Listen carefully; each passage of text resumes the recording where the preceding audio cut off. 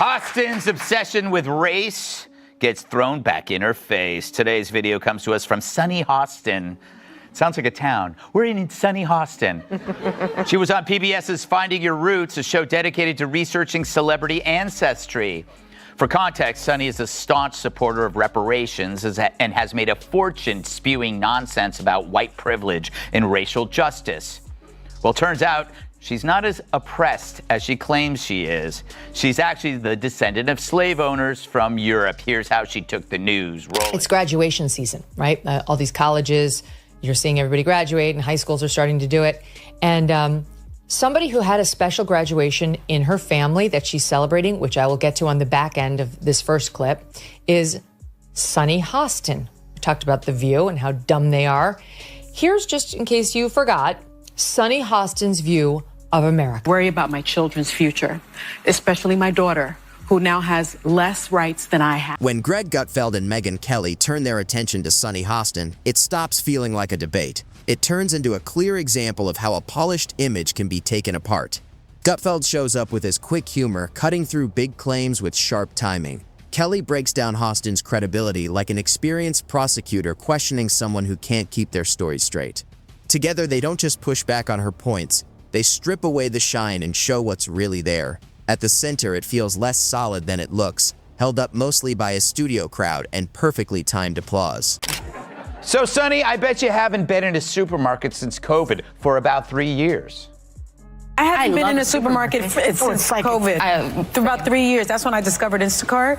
And I give them a big tip because they don't always pay their people well. And so that's been an issue, I think, for the company. But man, you can get toiletries, you can get fire logs. You know those big bounty towels you don't want to carry? Those from Costco. Somebody else goes. The ladies of The View. Speaking of sunny Hostin, take a look at Stop 15. I worry about the working class. I worry about my mother, a retired teacher.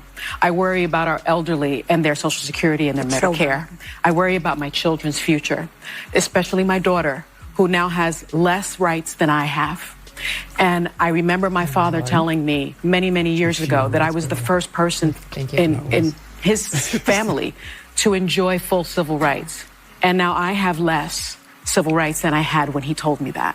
I think that going forward, the convicted felon box on employment applications better be taken off, because if you can be the president of the United States, then you should not be prevented from employment in this country. She's worried about her daughter, who is a multimillionaire. I mean, her parents. If you're enjoying this video, be sure to subscribe to the channel and tap the bell icon. The real issue with sunny Hostin is that she truly believes she's delivering powerful courtroom-level arguments. But in reality, it often comes across more like simple talking points dressed up with a legal tone. She carries herself with the kind of intensity you'd expect from someone who thinks they're breaking down the biggest questions about democracy every time they speak. What it really feels like, though, is a constant effort to stand out as the most serious voice on the panel. Gutfeld doesn't waste any time calling that out. He points directly to how she can turn almost any political discussion into a lecture that most people didn't ask for. She's not as oppressed as she claims she is. She's actually the descendant of slave owners from Europe. Here's how she took the news. Roll it. Wow. I'm a little bit in shock. I just always thought of myself as Puerto Rican, half Puerto Rican. I didn't think I was, my family was originally from Spain and slaveholders. Megyn Kelly, though, is the real closer here. Sunny Hostin has spent years building a persona filled with confident authority, but Kelly knows how fragile that image can be. She doesn't go after Hostin with over-the-top claims or cheap shots. She stays precise. One moment, she's calmly pointing out the clear contradictions in Hostin's legal arguments. The next, she's showing how those same arguments fall apart the second they're taken outside the comfortable bubble of daytime TV applause and approving nods. Land, first of all. Okay, California is stolen land. The biggest threat to our country today, says the FBI's director, is white supremacy and domestic terrorism. Merrick Garland said the biggest threat to our democracy is white supremacy and domestic terrorism. How do you come together when it's homegrown terror? And we have never addressed why There is that issue that remains in this country 400 years later. So we have white supremacists running around this country. Sunny Hostin has often carried herself as if her credentials give her a free pass to lecture. That image starts to slip the moment Megyn Kelly points out the clear gap between her resume and how she comes across on screen. You can almost sense Kelly's reaction each time Hostin leans into the role of the serious intellectual on a show where even keeping up with Joy Behar's punchlines is part of the daily rhythm. Kelly sees right through it, reading it as someone leaning on degrees and titles while repeating familiar talking points that don't feel especially fresh or original. Yes, maybe they're putting Muslims in jail in Afghanistan, I think you mentioned, and China. They're putting a lot of more black people in jail here. Oh my God. I mean, wrong on so... First of all, those Muslims being put in jail in Afghanistan, no, you dumbass. No, it's a genocide happening right now in China with the Uyghur Muslims. It's been very well covered by your own network, madam. If you would just pay attention to the news that doesn't feature your face, you might actually learn something. Greg Gutfeld, on the other hand, doesn't really engage with the legal angle at all. He treats Sunny Hostin more like a larger-than-life character in a comedy sketch, the kind who delivers long, dramatic speeches while the audience quietly notices how little is actually being said. To Gutfeld, she comes across less like a serious thinker and more like a familiar on-screen persona. The slow delivery, the strong moral tone, and the big gestures as if she's speaking in a formal hearing, it all reads as performance to him. He often points out that this style can blur the line between sounding confident and actually making a solid point. So how are you feeling, my friend? I think it's actually pretty interesting that my husband and I have shared roots. Yeah. So I do appreciate that. And I think it's great for our children to know this information. I guess it's a fact of life that this is how some people made their living, on the backs of others. Fact of life. Interesting change of tune. Megyn Kelly leans in even more by pointing out how comfortable Sunny Hostin has become in a setting where real pushback is rare. On The View, her opinions are often received like solid insights, no matter how predictable or repeated they may sound. Kelly clearly enjoys calling out how fragile that can be. She reminds viewers that real authority isn't about speaking from a desk while an audience applauds every word. It's about standing by your arguments when they're actually questioned. To Greg Gutfeld and Kelly, that self-image becomes the biggest punchline. They don't see a serious analyst, they see a performer leaning heavily on past credentials, because without them, there isn't much new left to say. First, I was deeply disappointed. The slave thing is a bummer. It's a bummer. I can't control it. I still believe, I still believe in reparations, by the way, so y'all can stop texting me and emailing me and saying that I'm a white girl and that I don't deserve reparations. Okay, I'm not going to text you or email you, but it's true. Guess there's nothing worse than to find out you're a white woman. She's so disappointed. It's really disappointing. Her mother was white. Oh my God. shame. Oh my God. Greg Gutfeld likens her to a professor who gives herself extra credit just for being the smartest person in a room she conveniently controls. Megyn Kelly, on the other hand, portrays her as a lawyer who keeps losing cases but insists that winning was never really the goal. Together, they tear apart the idea that Sunny Hostin brings anything new or original to the discussion.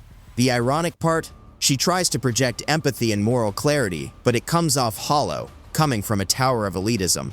That's why audiences outside her bubble have already tuned out.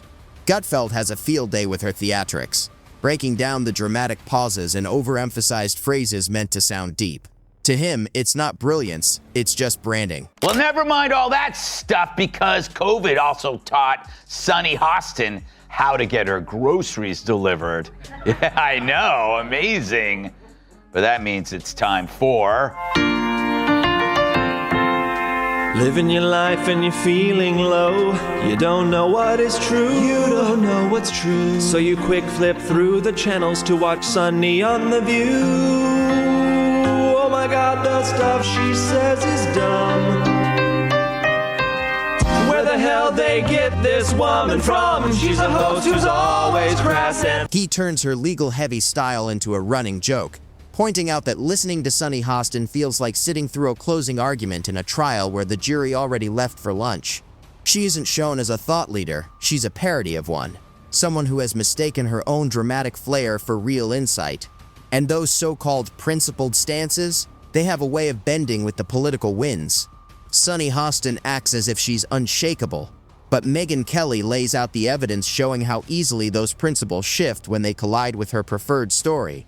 To Gutfeld, she's the perfect example of someone whose authority exists only as long as the audience keeps nodding along. Take her out of that controlled safe space, and a sense of power vanishes immediately. You know, I make fun of The View a lot, but that's only because they keep talking. Those hens are always clucking. They get to say stupid stuff for an hour every day, and then I get to say stupid stuff for an hour every day, except on purpose. But every now and then, one of those dingbats inadvertently says something that reveals modern liberal thought so perfectly, it deserves further study. You know, like a weird serpent that washed up on the beach and you want to poke it with a stick. Megyn Kelly drives the point home by showing the stark difference between real influence, shaping opinions, guiding meaningful conversations, and leading genuine debates, and Sunny Hostin's version, which is mostly recycled commentary that barely goes beyond a social media soundbite. What becomes clear is that Gutfeld and Kelly are exposing the emptiness of manufactured authority. Sunny isn't being called out because she's uniquely outrageous or hypocritical. She's being called out because she represents an entire wave of pundits who mistake airtime for real insight. Gutfeld and Kelly simply hold up a mirror, and the reflection is far harsher than any insult could be. That's why the takedown hits so hard. It's not about cheap jokes or one-liners. It's about breaking down the entire act that keeps Sunny afloat. At the end of the day, she embodies a bigger problem: the false idea that being on TV equals credibility. Gutfeld and Kelly reveal just how absurd that is, reminding everyone that real authority has to be earned, not staged. And once that illusion is gone, there's no putting it back together. Israel is saying consistently is, if you want your water, if you want your electricity, release our hostages. In my view, that's not an irrational question. And they should, but in the process, they should really refrain from committing war crimes. They're not committing war crimes. The ones committing war crimes are Hamas. The use of human shields is a war crime. They don't want Israel to bomb them, and therefore they've surrounded themselves with Israel's citizens, some 199 of them, and some untold number of Americans, too. This roast doesn't just target Sunny Hostin as a person.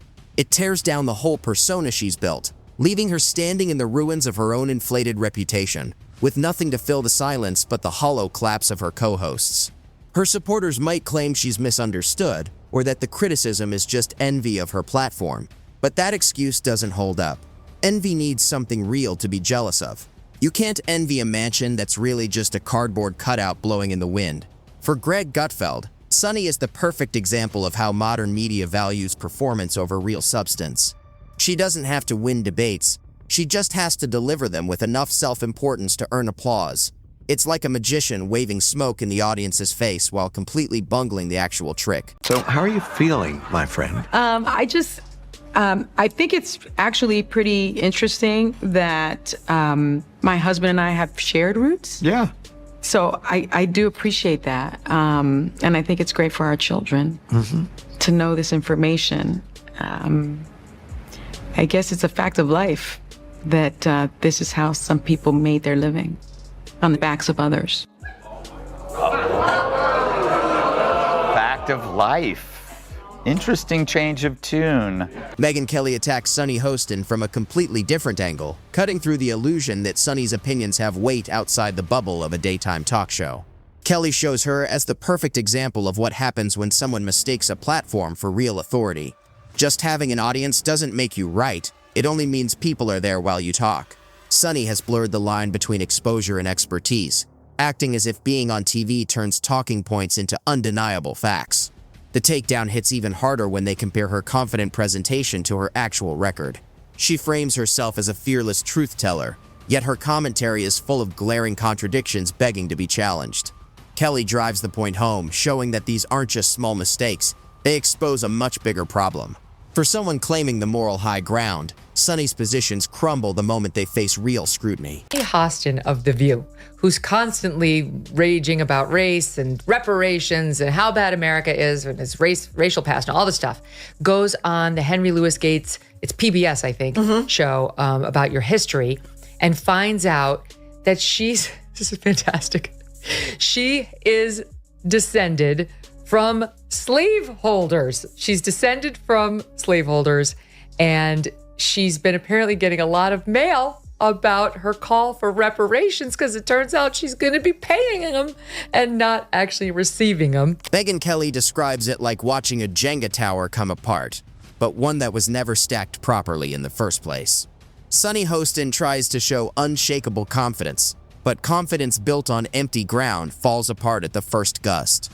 What makes the takedown so striking is how easily Gutfeld and Kelly reveal that Sunny isn't just one TV personality. She's a symbol of a bigger cultural problem. She's the prototype of the opinion for hire pundit, someone who succeeds not by offering fresh ideas, but by repeating the same slogans until the audience claps out of habit. Gutfeld calls her living proof that the standards for punditry have dropped so low, they're practically underground. This country, it's the biggest threat we face. And she's deeply worried about her children's future. You heard her there. I'm very worried about my children's future. Well, fear not, Sunny, because look at the picture she posted just the other day. Is her son graduating from Harvard? Yes, her black son graduated from Harvard, even though it's a country of white supremacists. And she's deeply, deeply worried for his future. I'm sure he has no chance ahead of him, Stu.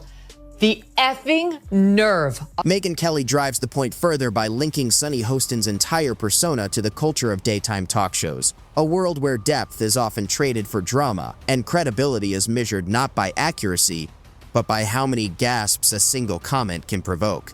Sunny thrives there because she never risks real substance. She simply repeats what the audience expects. That's not courage, Kelly notes. It's a business built entirely on pandering. That's the ultimate gut punch. Sunny has spent years presenting herself as a fearless truth-teller, a woman unafraid of tough realities. What Gutfeld and Kelly expose instead is a performer so caught up in the sound of her own voice that she has convinced herself it carries real weight. In reality, it falls apart under even the slightest scrutiny. In their hands, she becomes less a serious media figure and more a perfect example of how the illusion of credibility disappears the moment it's tested. By the end, it doesn't even feel like a roast, it's a full-scale teardown, leaving nothing but dust where her facade once stood.